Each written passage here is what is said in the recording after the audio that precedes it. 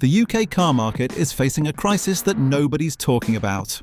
While brands like MG and BYD are posting record growth, 7 manufacturers are watching their sales collapse in real time. These aren't budget runabouts from unknown brands. Some wear prestigious badges and cost more than the average British salary. Let's expose the 7 cars that dealers can't move, and the real reasons why. Number 7.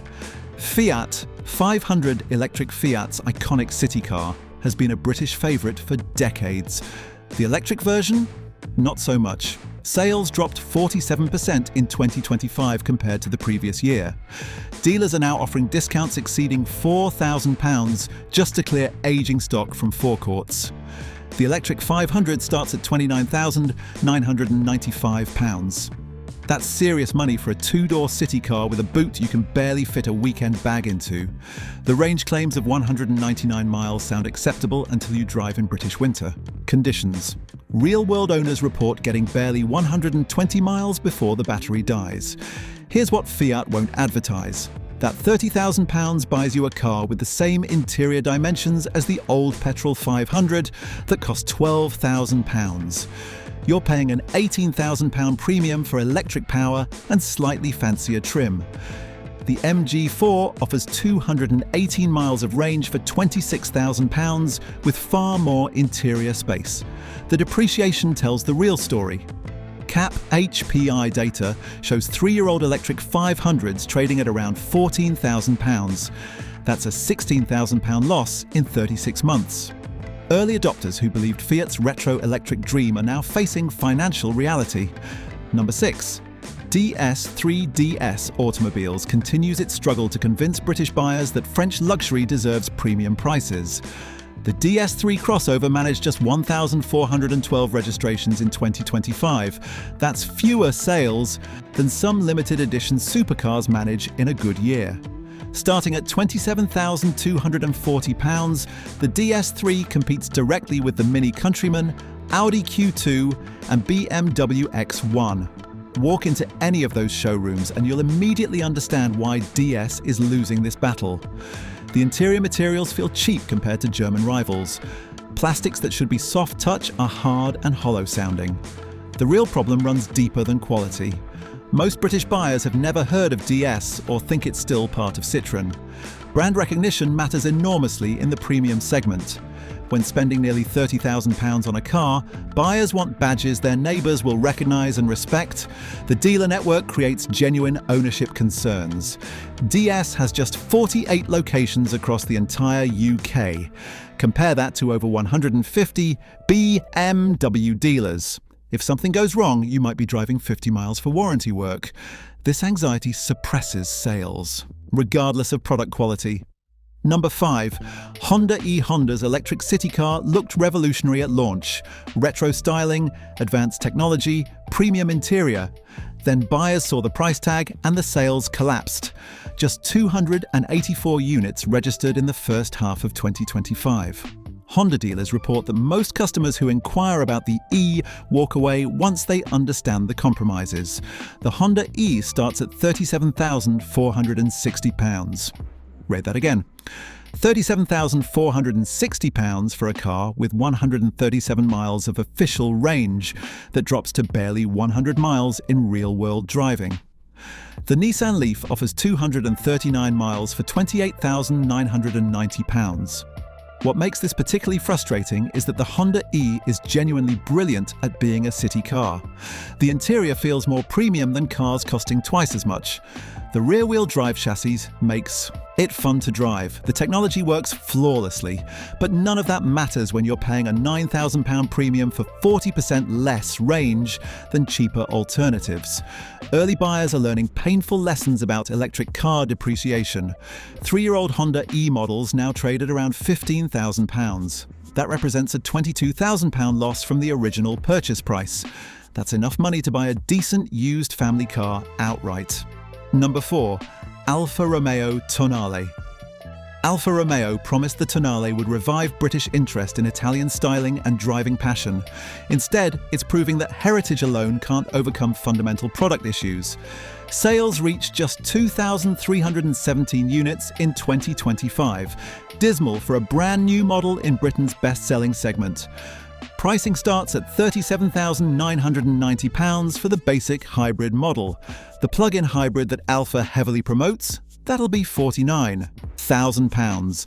This places the Tonale directly against the BMW X1, Audi Q3 and Mercedes GLA.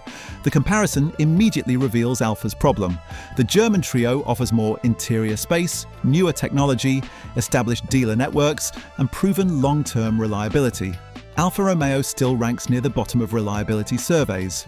Warranty Direct data shows Alfa Romeo's requiring repairs at rates 38% higher than mainstream brands.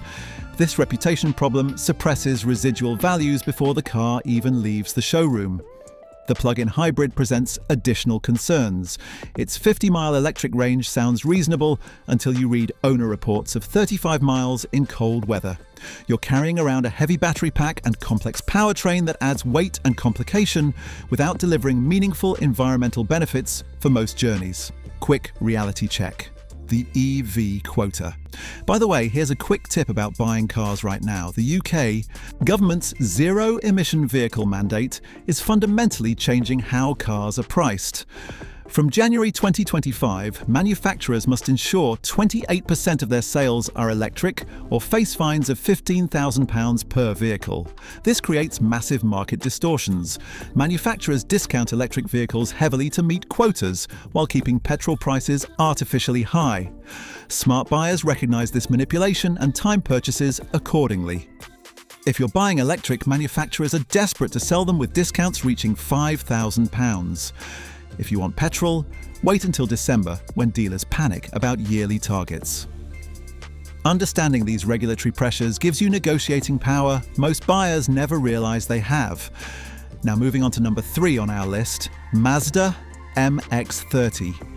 Mazda's first proper electric vehicle proves that getting everything except the most important bit wrong dooms a car from launch. The MX-30 registered just 468 units in the first half of 2025. These are genuinely shocking numbers for a mainstream manufacturer's electric crossover.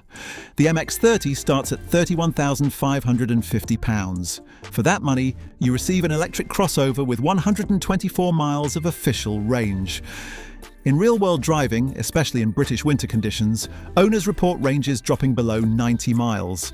This makes the MX-30 essentially useless for anything beyond urban commuting. What makes this particularly baffling is that direct competitors offer double the range for similar or less money. The MG4 provides 218 miles for £26,000. The Kia e-Niro delivers 253 miles for £32,995. Mazda is charging premium prices for half the capability. The suicide doors look distinctive in photos but create practical nightmares in real life. Try loading shopping bags, or fitting a child's seat and you'll understand why families walk away. The tiny rear door opening makes accessing the back seats genuinely difficult, especially in tight car park spaces. Residual values reflect buyer skepticism. Glass's Guide predicts the MX-30 will retain just 36% of its original value after 3 years. That's an £11,000 depreciation hit compared to the better packaged Kia e-Niro. The market has spoken clearly about Mazda's electric experiment. Number 2. Citroen EC4. The Citroen EC4 demonstrates how to completely misread the British electric car market. Sales collapsed 53% in 2025, with just 649 registrations in the first half. Dealers report that even substantial discounts fail to generate interest from buyers who can immediately identify better alternatives. Starting at £37,000, the EC4 positions itself as a premium electric hatchback. The problem? It offers 217 miles of range, mediocre performance, and interior quality that doesn't justify the asking price. The Kia EV6 starts at just £1,000 more and offers 328 miles of range. Citroen markets the EC4's comfort-focused suspension and unique styling as key selling points. British buyers apparently care more about range, charging speed, and brand reputation. The EC4 fails on all three counts, offering average range, slow charging at just 100 kilowatts maximum, and a brand perceived as budget-oriented. The dealer network presents practical ownership concerns. Citroen dealerships are far less common than Kia, Hyundai, or Tesla service centres. This creates genuine anxiety about servicing and warranty work that German and Korean brands don't generate. When spending £36,990 on an electric car, convenience matters. Glass's Guide estimates the EC4 will retain just 38% of its original value after 3 years. That's a £23,000 depreciation hit for choosing French engineering over Korean reliability. The financial mathematics simply don't work in Citroen's favour. Number 1. Maserati Grecale. Taking the top spot is the Maserati Grecale. This Italian luxury SUV has become one of Britain's rarest new cars, with just 387 registrations in the first 9 months of 2025. These are absolutely dismal numbers for a vehicle Maserati positions as a mainstream luxury offering.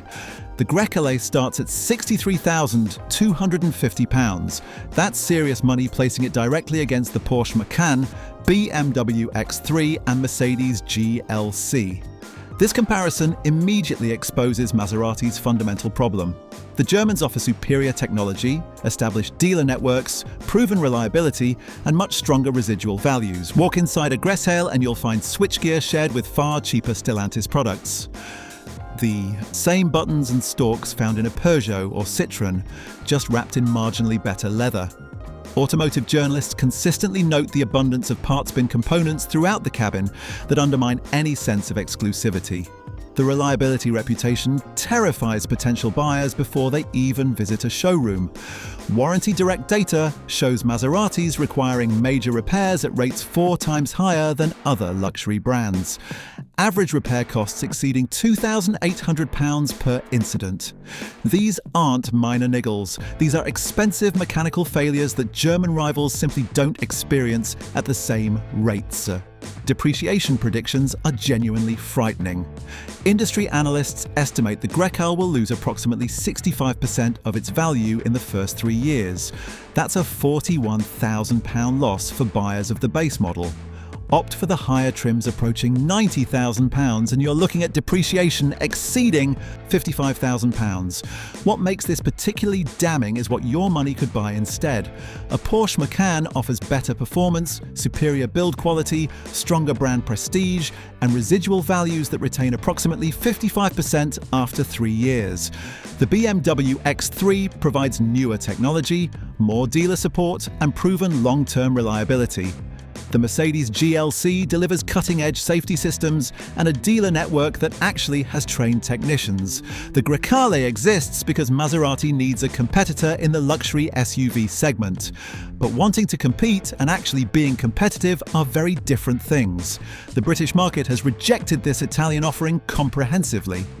Only buyers completely unaware of the alternatives or those making purely emotional purchases would choose a Grecale over the established German competition.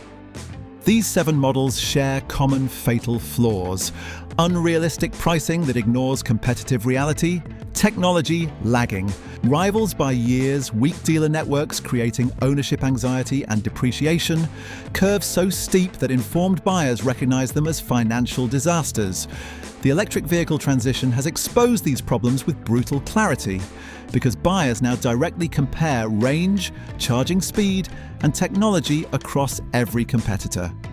Which of these surprises you most? Drop a comment and subscribe for honest UK car market analysis.